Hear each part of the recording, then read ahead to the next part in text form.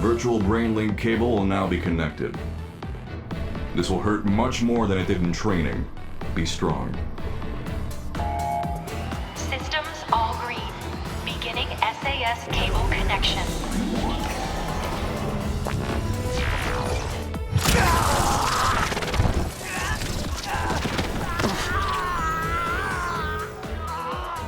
Is this for real?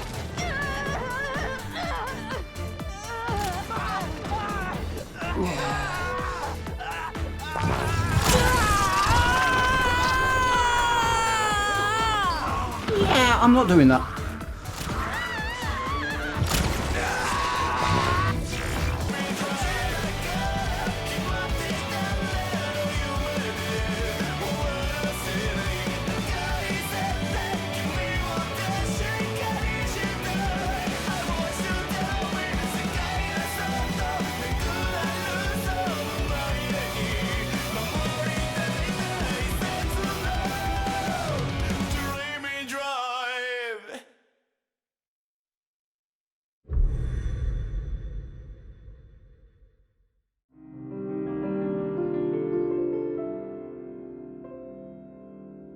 The first thing the game has you do is choose a character, Yurito or Kasami.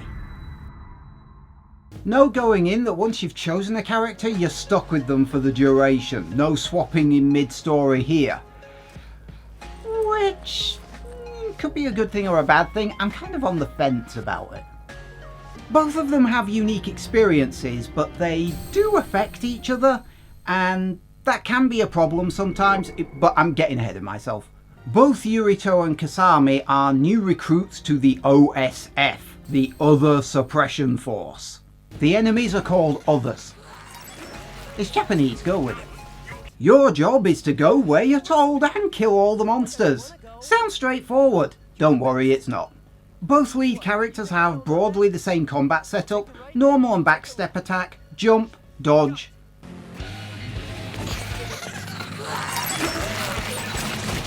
You okay?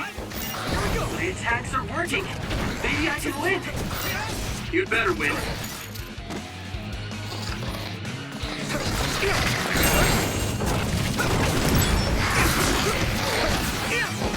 All right. They even both have the exact same telekinetic power. By performing a regular combo, then adding a TK throw, the character backs up to a safe distance and throws an item with more force, which is great when you want to create space. You're OSF too. You can use Brain Talk. Do you see what's happening? Let's talk after we take out the others.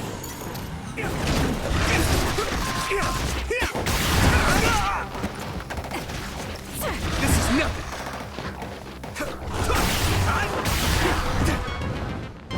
Conversely, starting with a TK throw and following up with a melee combo causes the character to close the distance with the enemy and deal more melee damage. Alright.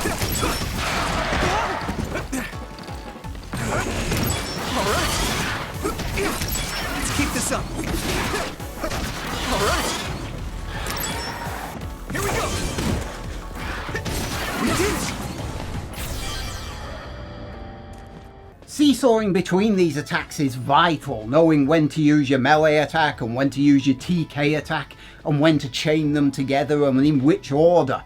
And the combat can be pretty fun and fast and frantic when you get the measure of it.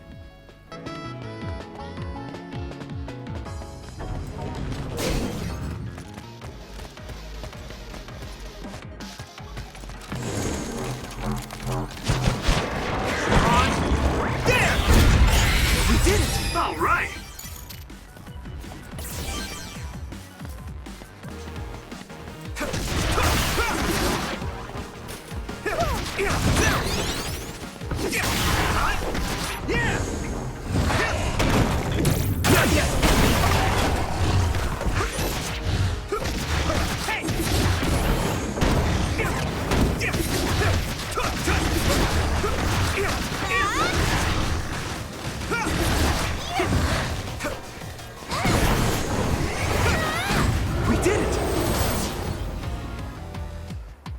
Yurito's sword attacks are narrow in focus and deal decent damage. They also stagger enemies, which is handy for pressuring them during a fight. One thing he's bad at is aerial combat. The rising launch attack is particularly annoying to pull off. Not sure why, but I always seem to cock up the timing of this one. Press attack and jump together, and it's supposed to launch enemies into the air. Fortunately, Yurito sucks in the air and is great on the ground, so no biggie. Kasami fights with a selection of knives she throws in an arc and hits in a wide area. Unsurprisingly, her attacks deal less damage per hit in exchange for hitting multiple enemies. After we take out the others.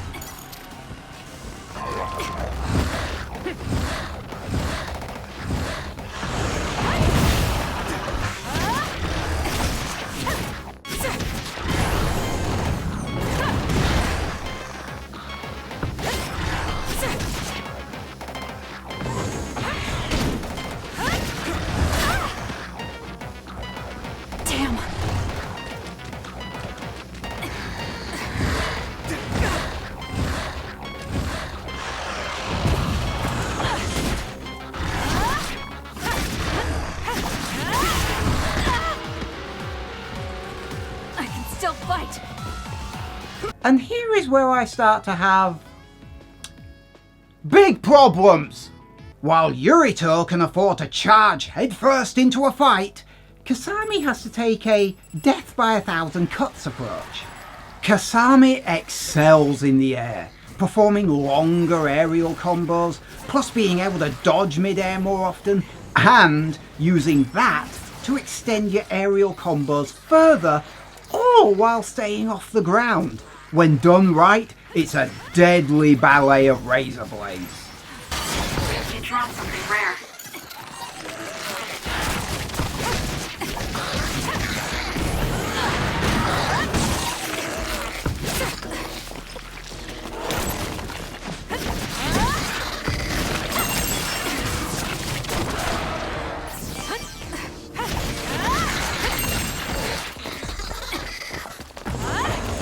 It's done.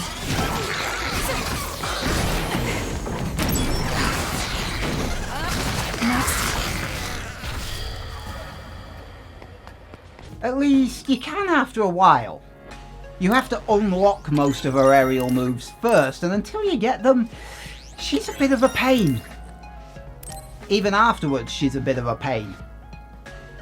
Her almost complete lack of stagger power is a constant annoyance. Enemies don't react, mostly, to her hits. They just ignore her and counterattack. Her inability to stagger enemies, just because you're in the air doesn't mean you can't be hit. And to make matters worse, you remember the rising launch attack? Yeah, kind of important here. You see those enemies? I'm sure they have a name befitting of them, but to me they will always be known as those flying fuckers. You see, those flying fuckers are immune to things such as stun, interrupt, knock back, knock down, knock up, knock 6 ways from Sunday. Guess what does work against them though? That's right, the rising launch attack. Next.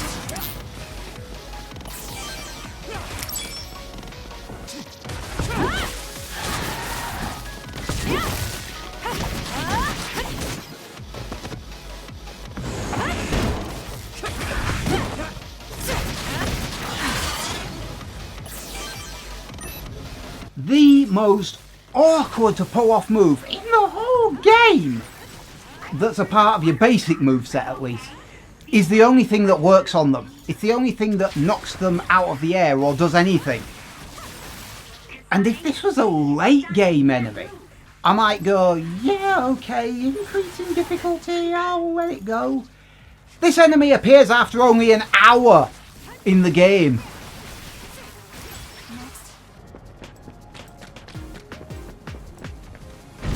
Move out!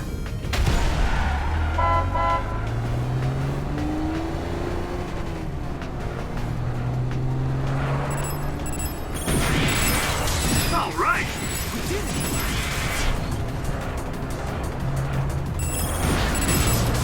some.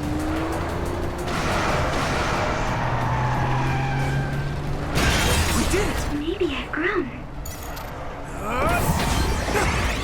There!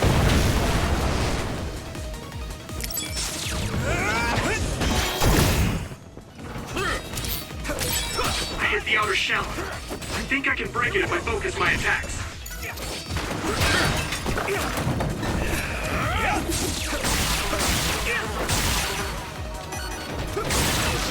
That attack worked. Did I mention you can't interrupt an attack with a dodge? You know, most modern games work that out ages back. This one hasn't. You need to know you're about to be hit to be able to dodge it. Swing your weapon and you're committed. Do it at the wrong moment and you will take damage. It is very noticeable that Kasami gets more flying enemies than Yurito, and he tends to get bigger, tougher enemies he can take head on. Because, let's be honest, he is the better fighter. Okay, he doesn't have the air attacks, but he's not impaired in the same multitude of ways Kasami is. Watch yourself.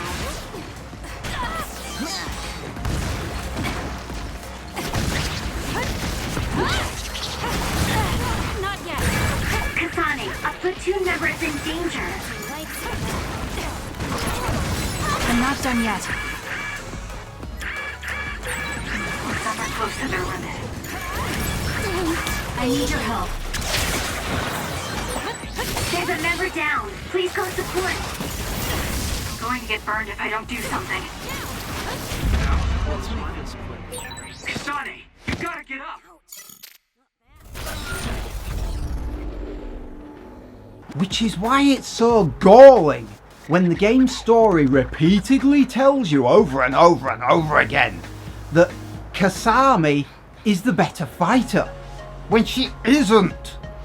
But even more than that, there are the boss fights. Just in case the game hasn't rammed it down your throat hard enough already. And one of those boss fights in the game is Yurito versus Kasami, which to me is a major cock-up, because Yurito is clearly the superior fighter, yet in this fight, when playing as Yurito, Kasami hands his ass to him. The fight is rigged against you. You cannot win. You can't score enough damage, she deals too much, and it's impossible to interrupt her TK attacks once they've started.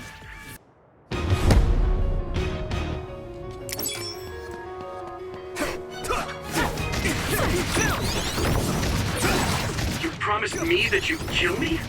What are you talking about? You don't need to understand. Die. You won't get away. Stop it, Kasane! Go near them, Hanabi. Kasane means business. If you get too close, not only will you not stop her, you could die. Damn you. Damn it. What is Kasane thinking? At this rate, Dad will... Kasane, we can do whatever you want later. I'm just worried about my father right now. Please, stop. Yurito. Also, notice how every attack she lands knocks Yurito back. Promised me that you'd kill me? Her attacks have knockback! Since when? Because this fight is scripted to happen, and it happens for both characters in the exact same storyline, one has to win and one has to lose. I get that, sort of. But why Kasami was chosen as the better fighter from a story perspective, when she demonstrably isn't in gameplay, beats the hell out of me. You guys have a poetic way of looking at it. I'm just finding it hard to walk. Roots are in the way. Next.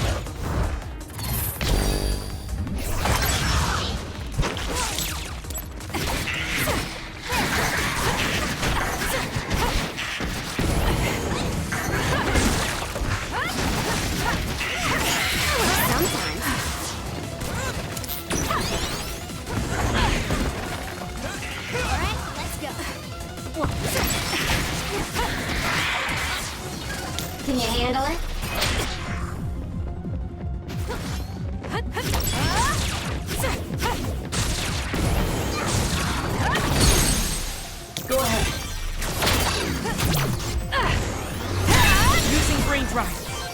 also invisible enemies.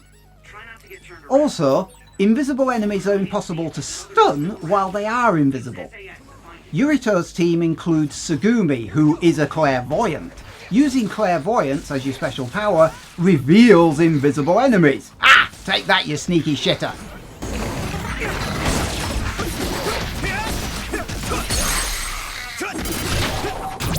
I can hit it! Come on! You see, each team member you have allows you to borrow their power. Improving your relationship with those people, as well as frequently calling their powers in battle, improves the array of effects you benefit from. Fire, electricity. There are a lot of narrow alleys. Make sure you don't bump into another. With that oil, it'll be hard to move if it gets on you, so be careful. It's done. Invisibility. Thanks, Kotaro! Let's go!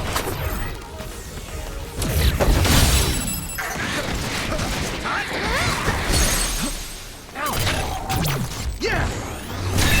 There! Hypervelocity. Can you handle it? It's down. Let's finish it.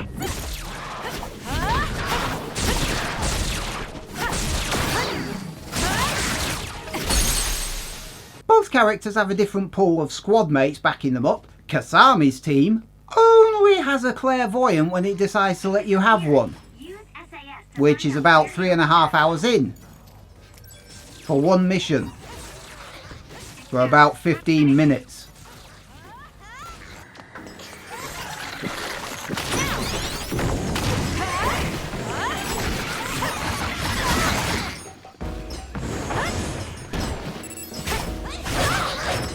Thank me later.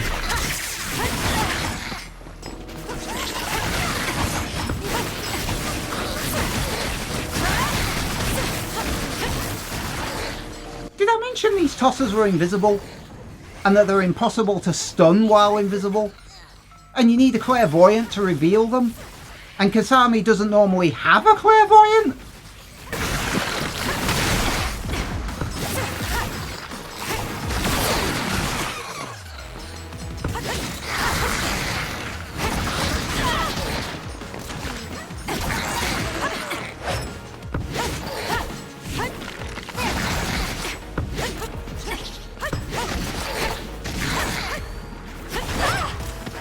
I'm using it.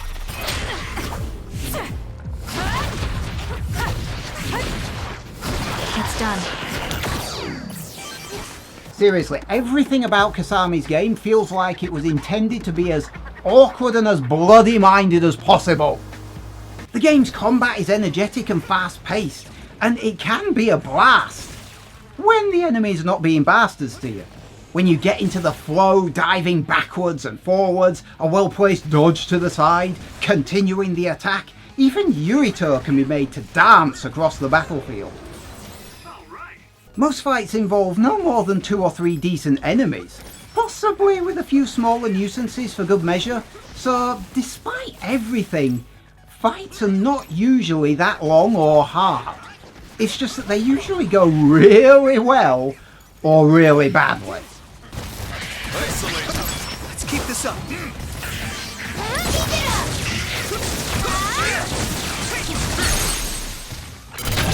Now die! That was impressive.